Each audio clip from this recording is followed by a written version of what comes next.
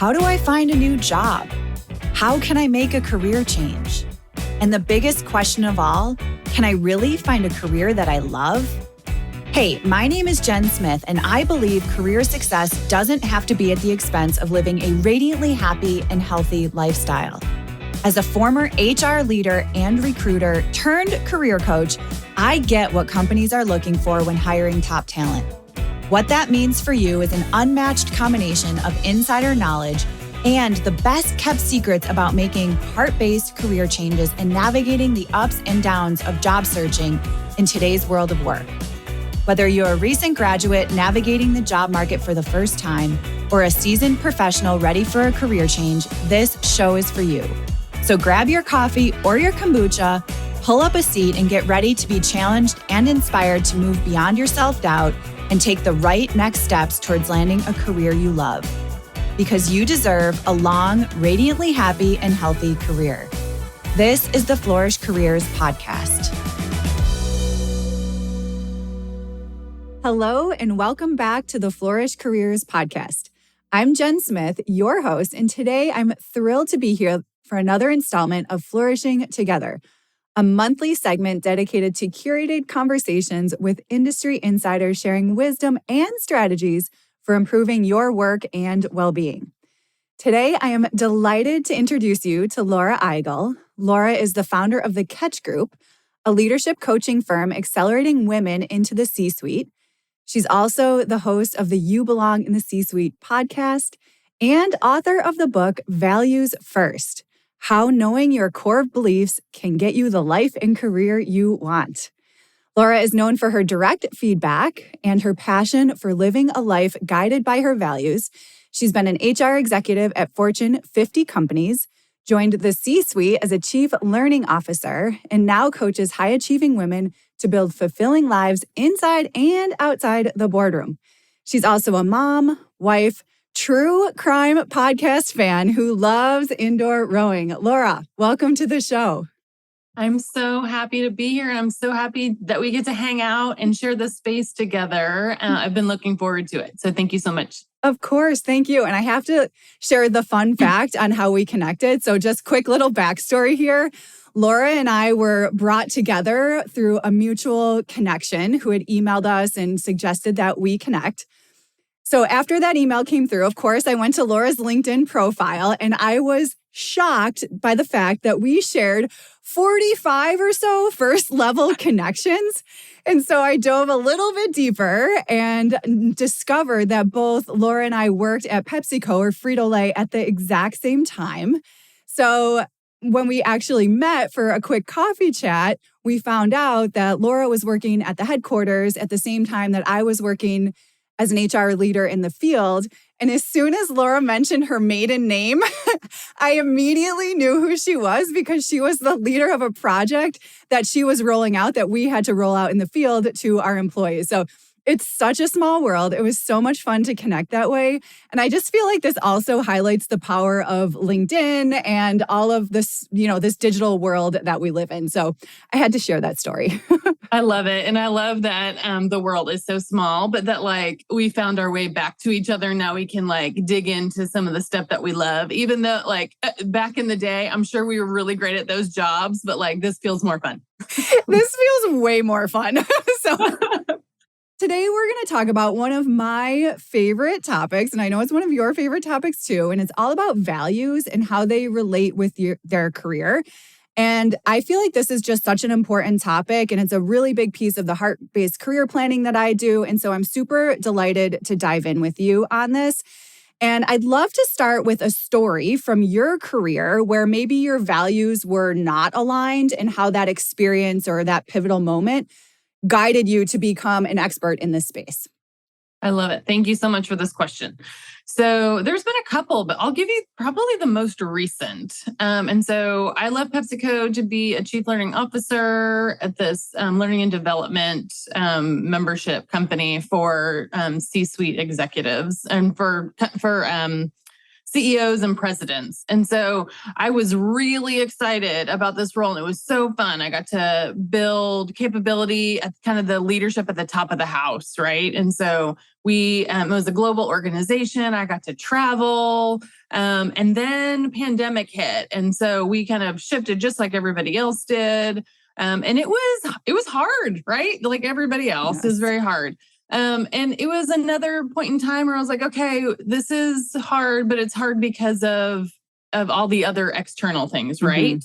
And so that was kind of my first inkling. I had always loved developing folks, and I had kind of made a career of it, right? And so this job, the organization was absolutely aligned, but it kept being hard, and I kept feeling like this pull where I hadn't felt a pull before, back to something that I really loved, which was executive coaching. And so I remember this very clearly. I was getting ready for like a Zoom call or something. And I looked over to my husband. I was getting ready in our closet, and I was like, hey, just because I can do a job, should I do a job? And he was like, wait, what? Ooh, that's powerful. And he goes, well, what do you want to do? And I said, well, I want to help women lead really successful careers through coaching. And he was like, okay, let's figure out how to do it.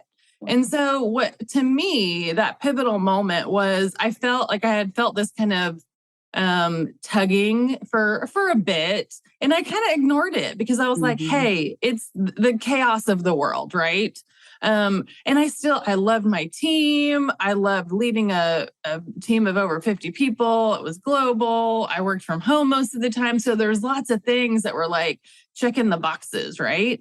But at the end of the day, I really thought about, hey, my values are family, growth, development, achievement, advocacy, and balance. And while some of those things are being met, like I did not feel that they weren't being fulfilled like as directly as I had seen them in the past. And so, for instance, when I'm in coaching, I'm like doing one-on-one with senior leaders, and I get to see like that change in them and their journey of self-discovery and like all those kinds of things. In my role in the C-suite, I was working with leaders who would then go do things in their organizations, and then they would see the fruits of their labor, but I never got to see that.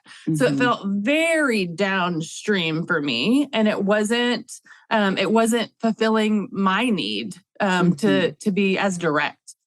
Yeah. And so I went back to like, when did I really feel that? And it was really through coaching. And so that's what I had started planning on. We had a change in our leadership where it became very clear. I was like, okay, well, if this is the change, our CEO is changing. And so I was like, okay. And the new CEO is coming on board, and he's like, I'm so excited to have everybody on 110%. And I was like, I kind of am not. And so I was just, while I loved the work and the mission and my team, like I knew that I was doing a disservice to my family, to myself, to my own goals, to my team, right? Because if I'm not living my values, then I'm not giving permission to everybody else to do the same. And so I made that hard decision to leave and to build my company called the Catch Group. Good for you. The part where you were talking about just kind of like that sense that something was off and, kind of trying to dig in and figure that out.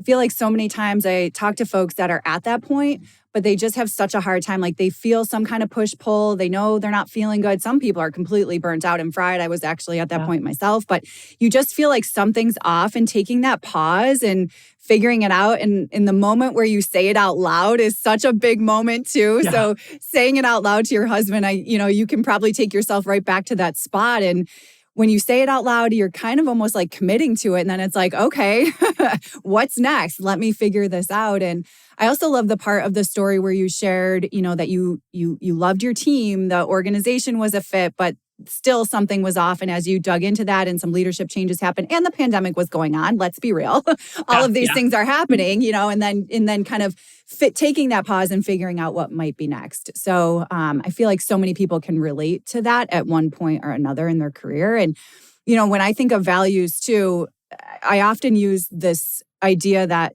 you think of a tree and their root system is I've seen some statistics around like 1.5 times the height of the tree is the roots. And that's how I think of our values. Like they're so deep ingrained in us. And if we're doing work in our careers, which take up 1/3 of our lives, and it's not aligned, like that root system is just going to feel off. And you think of a tree like swaying in the winds of a pandemic and stuff like that, it's just going to fall over and break. And so it's so powerful to think about how to align your career with your values. So thanks for sharing that story. I'm sure so many people can relate. Yeah, I love the imagery of the tree. I think I like to say like you can be grounded in your values, right? Rooted in them. Yes. So I love that that imagery. I think it fits it so well. Yes. I love trying to share different analogies or metaphors or imagery or something to really get people to understand this because, in our world of career, there's so many shoulds, and we're going to talk about those societal expectations and things. And I think people they don't really feel like their career can be about them and their values. And that can just make life so not fun. That's not what it's about. So to that point, can you share with us what a values-based career might look and feel like? It feels like being rooted inside and outside of work. I think it's not just the work stuff. It's everything. And I like to tell people we are whole humans, right? And so sometimes I feel like society puts on especially in America, it's like work-life balance. Okay, so it's work versus life. Like, aren't I a whole person? And why does work get so much of the focus, right? And so I get all of that, the making money, achievement, like all the things, that's fine. But it looks and feels like living your values inside and outside of work, right? It looks like when you're leading, it looks like you're leading with your values. It looks like you're making decisions based on them. It feels like you are transparent with them. Love that. You build boundaries with them.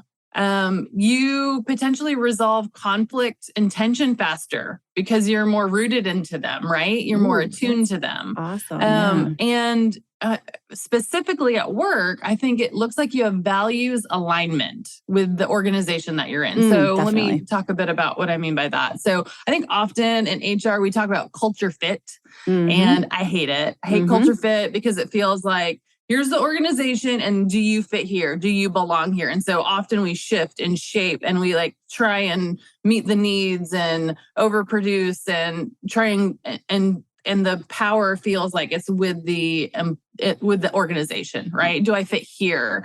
When really, if you're attuned to your values, you have your set of core values. An organization has a set of their core values. And if those are two circles, like a Venn diagram, where do those overlap? There's some kind of overlap, right? And so folks that are attuned to their values are going to be attracted to those right organizations for them, where they don't have to shift and move and change themselves. They naturally fit there because they're aligned with some of the same things, with how they work, how they make decisions. And so there's more of a values alignment within that organization and within the role. And so that's how I like to think about it. So if you know, the first thing is, do you know what those are? Like, first and foremost, like, how could you, if you don't, then it's really hard to understand what you're looking for and how that's different in different places.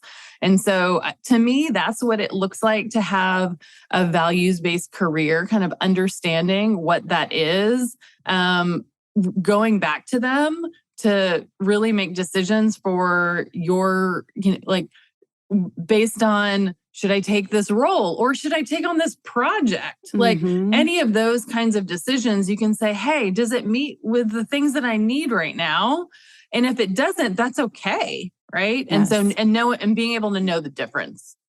Yes, and yes. If folks could see me nodding, like jumping up and down here. Yes. So much of what you're sharing here resonates. And I wish they taught this in college, Yes. even high school, because we don't think about that. And it's, when you go to college, you're making these decisions at age 16 and 17 years old and trying to figure out your life. And you're so young, you don't even know who you are. And I wish, there was a class where we could pause and think about who we are and what we stand for. And, what we're good at. And there's so much here. And so I want to go back to the work-life balance for a second here, because I literally feel like I've been hearing about that since I stepped into corporate America, and I worked the third shift. And so let me tell you, there is no balance. There's no work or life in that situation. But I think we've just gotten so far from what this really means. And there's a woman that wrote a book around being burnt out, and she talks about like the word balance, and you picture yourself on a balance beam and you're like balancing work and life and like trying not to fall off. And that's really, it's more like the harmony of like life itself and how do these things integrate, especially today because we're so connected, by those 24/7, our phones are just attached to us all the time. So that's one thing I wanted to share. And then around the boundaries. So I wanted to ask just one follow-up question to this, because I listened to one of your podcast episodes where you talked about email, and this has been a big thing for me and just one of my main distractions that really pulls me out of my boundaries, I guess, when it comes to life and work. And so the specific situation I just wanted to see if you would be willing to share more about was when I think it was going into one of your roles, you asked for a separate phone so you didn't have to have email on your personal phone. Can you tell us about that? Yeah, for sure. So it was that role that I just talked about when I went into it. So I left PepsiCo to go to that role. And so at PepsiCo, I had, just my one phone and everything was on it. And I checked it all the dang time. I checked it like, I just I felt like I had to be available. I needed to know what's going on. And it became like, it was not healthy. Right. No. And so as I transitioned, they asked me, do you want a work phone? And I was like, at first, I was like, no, I do not, because my husband has a separate phone. Phones, and I thought, well, that's ridiculous. We don't need 4 phones between the two of us. But then I was like, wait a minute, let me think about this. And so the benefit of it is a global organization. They were on like more than my previous organization. And so I knew I would be on calls at different points in time. They also use text there. And so I was like, you know what? I think I need that separation, because if I'm going to use my phone, like texts and being more available on WhatsApp, like I do not want this to be my personal phone. Right. So it actually became pretty clear to me. And so I bought like a phone case that had 2 phones that I could take it out and I literally like on the weekend, I put it in a drawer. Yes. Like I did not need it. Like I physically put it somewhere where I could not get it. So I wasn't checking it. Right. And then it created this physical boundary that I did not know that I even needed. Right. So sometimes boundaries are things that are just unwritten rules, right? To help us. Other times you need a physical hard boundary. The other one I had similarly, I had never worked from home as much as that role. And so I had a dedicated office space and I literally closed the door and I did not bring my laptop downstairs. Like that was another physical boundary rule that I had for myself. Like, because if I bring my computer downstairs, then I'm going to work there. And I did not want that. And so, especially during pandemic, that was like so many, blurry lines of everything. So that was another like physical boundary that I needed. And to me, that was like, okay, if I'm present here, then I'm present and I'm here and I'm developing my team and I'm achieving through work. And then I close the door and I leave my phone there. And I'm then present downstairs when I'm with my family and when I'm mom or I'm making dinner or whatever. It doesn't mean that I'm not still on Instagram. I'm still doing that sometimes on my personal phone, but like it created that separation. And to me, the key here is tying it to a thing that's important to you. So I'm going to step back real quick. I'm an organizational psychologist by training. And so I have my PhD in that. And so sometimes I like to geek out. So this is one of those times. Love it. So the science behind some of the motivation. So this forms an intrinsic motivation. And so what we're really trying to do is to create that that connection between what's something that you care about, your values, and the boundary. And so if you can connect a boundary to a value, it's going to create that intrinsic motivation and kind of that stickiness to be able to keep it. It reminds you, it roots you back. Like you mentioned before, it roots you back into why it's important. So for me, I needed that separation and that boundary for my value of family, but then also for my value of balance. And balance to me is not work-life balance, but like just being centered and present. And so that physical boundary, I could, like in my mind, it was like, oh, I'm doing this because of that. Right. And that was that was the motivation as I started to build the boundary and get some, because it's a behavior change. Behavior change is hard. But being able to do that kind of in a clean break and starting a new role was like very key for me. And it really worked to create that separation that I needed. Fabulous examples. And I love how you're distinguishing like the physical. There was a physical boundary there, and not just this mental boundary, it was both actually. But to your point about the behavior change that went along with that. And I found you had mentioned the word present. And so I'll just share this real quick. Last year, my word of the year was presence. And I noticed that email was such a big distraction. When you're working for yourself, it's a whole nother ballgame. But it literally was taking up so much space in my brain. I was checking it, I was deleting it, I was rechecking it like constantly. So I just took it off my phone. I'm like, you know what? I don't need this. Like I'm at my computer for 10 hours a day. I do not need to be checking my email. I'm not a brain surgeon. And so this is fine. And I did that and I have not put it back on. I just feel so much better. So, I love that. Yeah, these are just like, it's hard, it's really hard. But when you know what your values are, one of my core values is time and spaciousness. And that was taken away from that. So you figure out what your core values are and then you prioritize them and it helps you make decisions just like you were saying. So love it. Great examples. Thank you. Now, to that point, identifying core values is very difficult. So how do you help? And I'm going to recommend everyone go and get Laura's book, definitely. And she has a fabulous workbook as well that will help you with your values. But can you just share a little bit about how people can identify their values and maybe some of the trickiness around societal expectations, especially when it comes to life and career? Absolutely. So there's a ton of assessments out there. There's card swords. There's lots of ways to do it. Throughout my career, I've probably done 3 or 4 assessments on what are most important to you. So the way that I do it, it's pretty simple. It'll take you about 10, 15 minutes to start. And really that's the place I want you to do is just to start, because sometimes that's the hardest part is to just start. Because sometimes it feels very big, like, oh my gosh, what do I stand for? It feels very nebulous. Huge question, And so I wanted to make it easy. So in the workbook, I have a values worksheet. It's free to download. So we'll give you the link for that. But basically, it's answering a couple key questions. So talk about a time that is that you are living in alignment with your kind of your best self. Like, what is that? What was that really great day? What was that day that you're like, I love this part of something, this part of my life. I love my job. Somewhere where you found fulfillment. And I ask you to kind of just write about that moment for a couple of minutes. What were you wearing? What was happening? What else is going on in your life? Who were you with? That kind of thing. Then I ask you to do kind of the opposite. Find a moment where you were in tension or in conflict. Like, what was that like?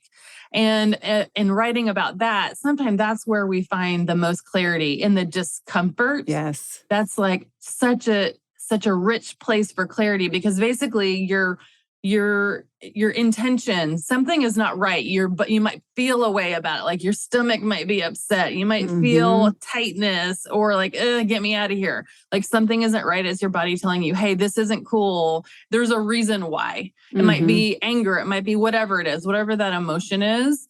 Pay attention to it, because usually that means that a value is not being met. So after you write about that for a while, I ask you to look for themes and then pull out some of those themes into phrases or words that represent core values. So let me give you an example. When I wrote about the best the best time. I remember this. This was at Frito. I had gotten certified to do some executive coaching. And this was the first time I was meeting with a internal client from finance, and debriefing her Hogan assessment. And it was the personality assessment that we used there. And I just remember I did all this work and background to make sure it was perfect. I probably spent way too much time on it.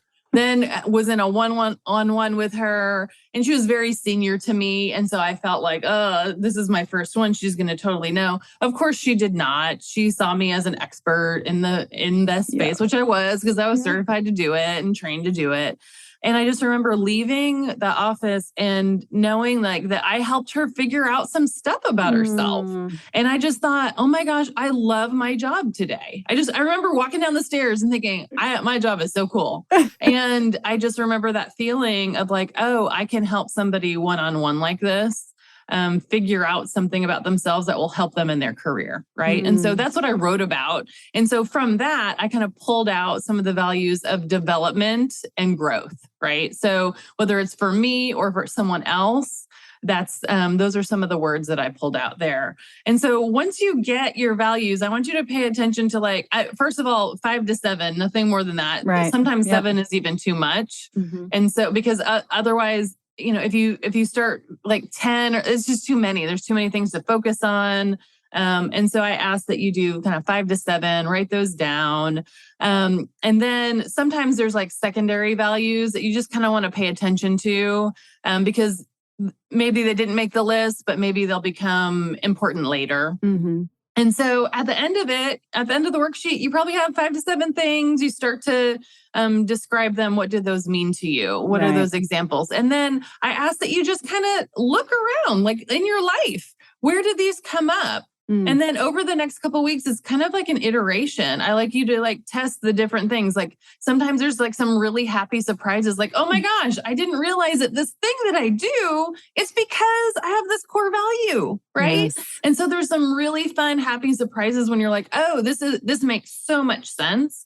Other times it's oh, that is important to me, but I do not do that at all right now. So I remember one woman that I was coaching, she had a value of creativity, but it was nowhere. She used to do lots of things that kind of lit that fire, but she realized oh, this is still important to me, but I'm not doing it. So then there might be some instances where we're okay, well, how do I get that value met?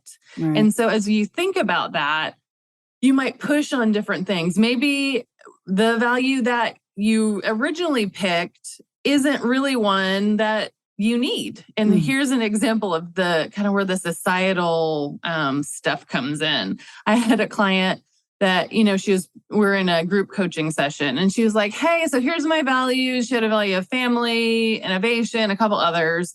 And she was but this one secondary value, I really want to make room for it. So I'm trying to figure out, how do I connect it to something else?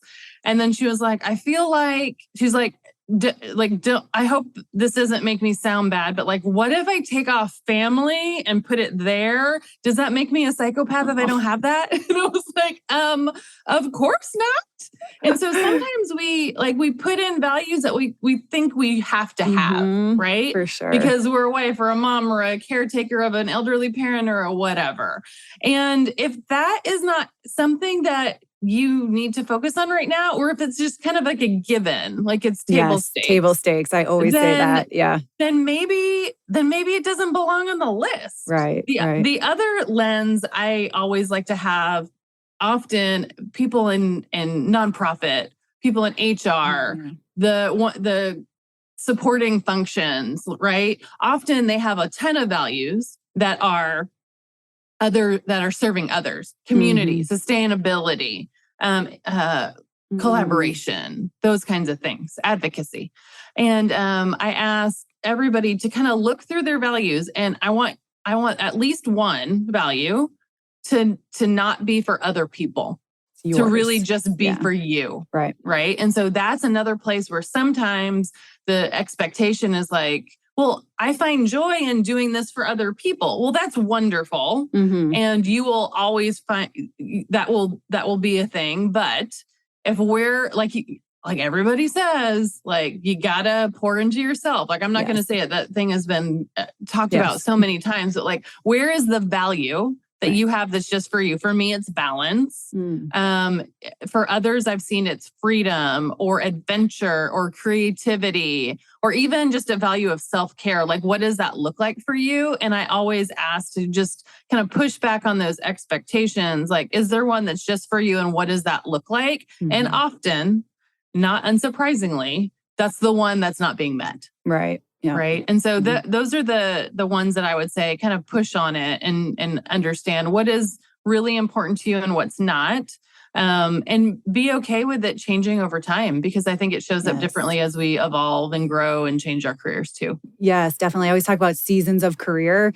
There's going to be different seasons. Like I have a beloved in my community right now who just had a baby, and she's so upset that she didn't get promoted. I'm like, that's not the right season for a promotion. Like your season right now is to be a mom, And so I think that, just thinking, knowing that they will evolve over time. It's not written in blood. It's not set in cement or anything like that. It's going to evolve over seasons is a really key piece. And that also, I think, helps with the societal expectations. So, and a lot of times I work with folks who are changing careers, and there's so much pressure, even the early career folks, like there's so much pressure to pick the thing.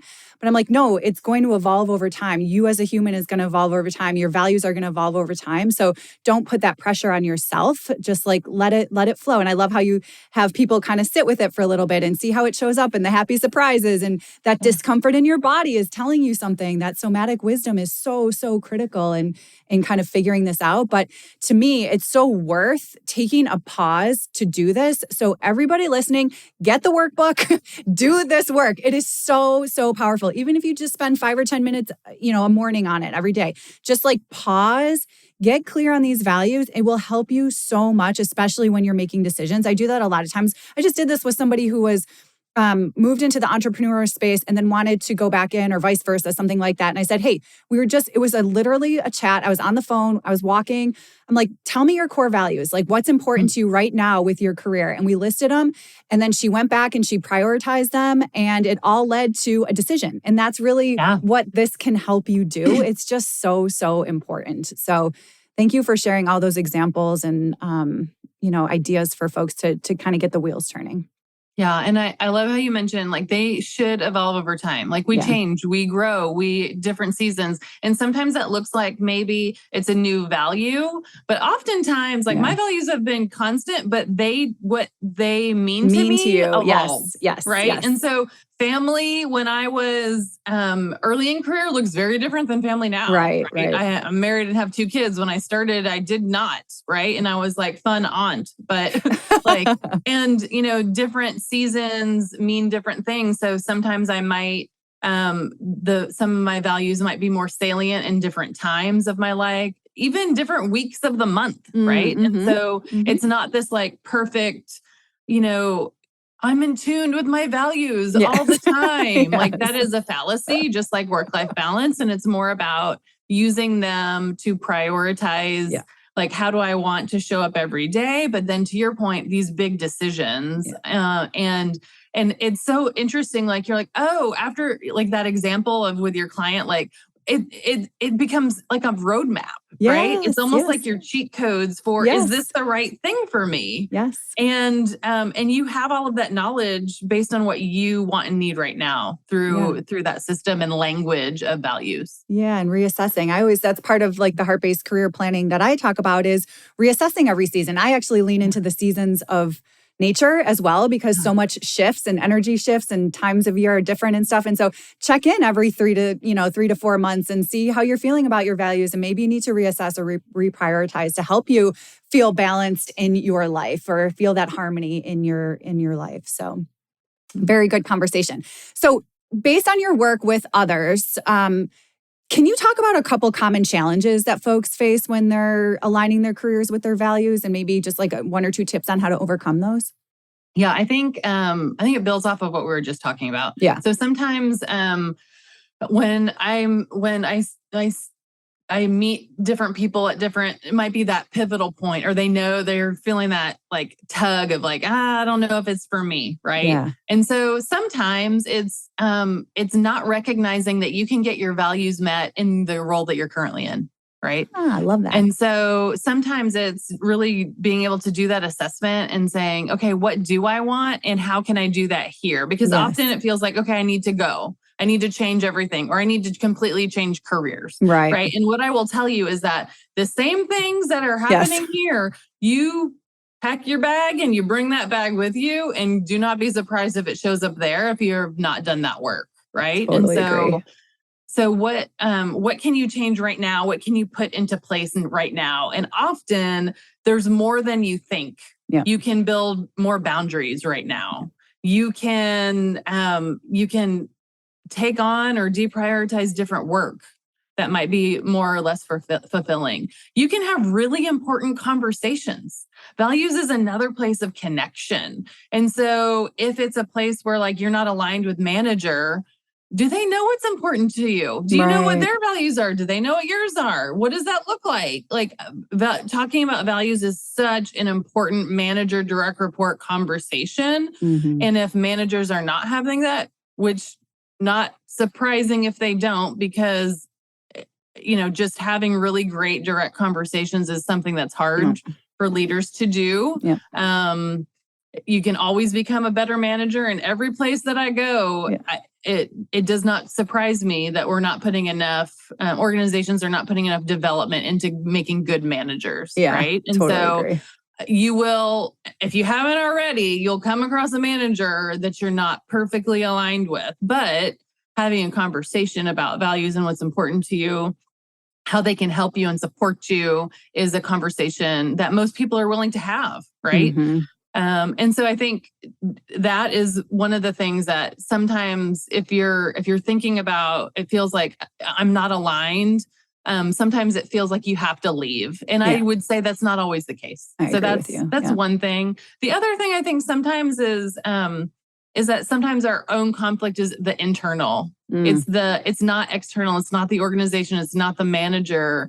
It's a conflict within your own values, right? And so, for instance, I have achievement as one of my values, and I have balance, and I can't always have both of those at one time. And often, the things that we do is we put in, for me anyway, I see this with lots of the clients that I work with in burnout or almost to burnout, is that in the times that we want to achieve, we often are not in balance with our other values, and we just kind of let it go. And we stop prioritizing the things that are important to us. And then it becomes like a very big imbalance. So I'm like achieving, I'm doing the things. That means I'm probably working longer. I'm extending my day. I'm in front of screens more. I'm not getting my other values met, right? And it becomes this extreme thing that nobody else has done to me than myself. Right. And I think it's very easy for that to be the thing that happens. Like we overwork and we don't meet our other needs. And so the imbalance of the priorities. And often when I'm working with a client on this, I will actually tell them, I need you to work less. And they say, oh my goodness, I can't even imagine what that could look like, because I won't get as much done. And actually what we found is that if you are, getting the sleep that you need, right? If you are exercising or whatever, if you're living your value of creativity, whatever, then when you do go to work, you're going to be more focused. You're going to be making better decisions. You're going to get more stuff done. Right.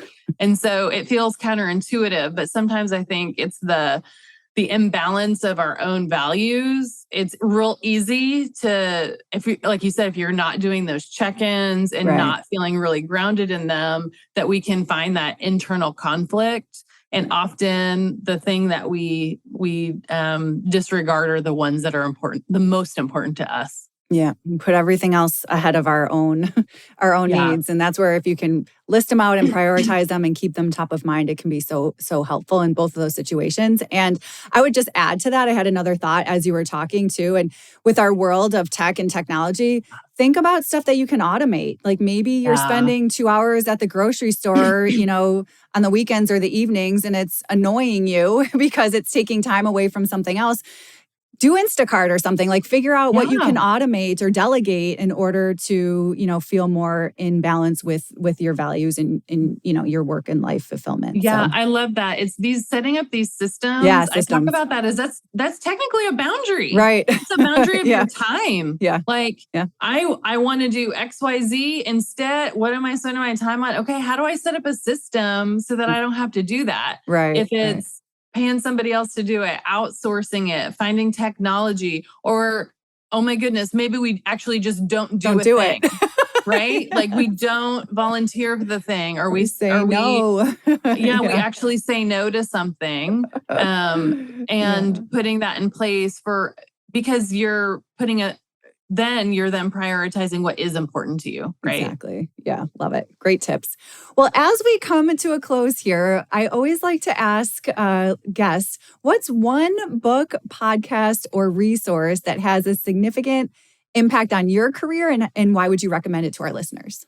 Yeah. So this was a podcast that I started listening to, and this is a funny nudge to the entrepreneur space. I was listening to a bunch of entrepreneurship podcasts while I was in corporate. That is a sign. Yes, love it. Yeah, good call. But one of the podcasts, and this is more of a mindset shift that I had. It's from Amy Porterfield. She has a podcast called Online Marketing Made Easy, but she talks about a ton of things.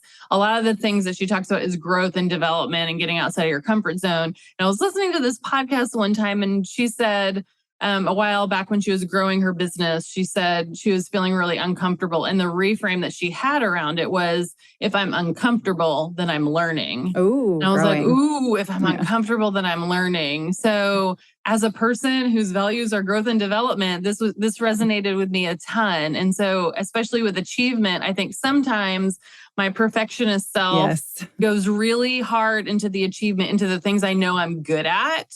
And I don't do some of the things that I am scared about or I feel uncomfortable in. And so I need to branch out more into these places, right? To really fulfill myself and growth and develop and reach for this uncomfortableness to really keep growing and learning. So that's the one that I would suggest. Yeah, Amy Porterfield's great. I learned so much. I also devoured her content when I was planning to leave corporate and do my own thing as well, especially around teaching and learning. And she's the online course expert that's out there for sure. And add that to the show notes. So thank you so much, Laura. This has been such a fun conversation and so much wisdom and practical tips involved throughout our conversation. Where can folks find you online? Where do you like to hang out online? I am mostly on LinkedIn and Instagram. Perfect. So you can, we'll make sure that we put my LinkedIn on there, and then you can download that workbook at thecatchgroup.com. Perfect. And we will put all of those links in the show notes. It has been such a joy. Thank you for joining me today. And listeners, as always, you can find the notes from today's episode on the blog at flourish.careers/blog. Thanks so much for tuning in, and I'll talk to you next time.